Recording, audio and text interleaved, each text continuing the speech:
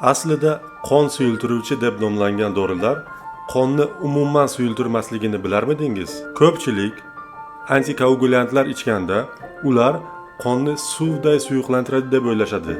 Lekin aslida bu dorilar qonning suyuqligiga umuman ta'sir qilmaydi.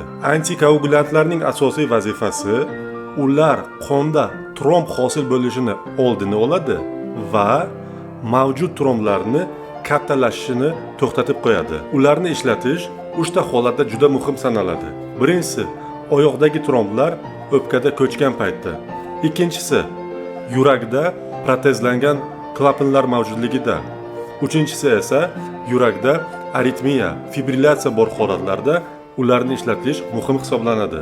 Siz bilgan o'sha mashhur dorilar, geparin, enoksiparin yoki rivaroxabanlar qonni umuman suyuqlantirmaydi. Ular faqat tromb hosil bo'lishini oldini oladi. Shunga o'xshagan qiziq va foydali ma'lumotlardan xabardor bo'lish uchun profilimga a'zo bo'ling va bu videoni saqlab qo'ying.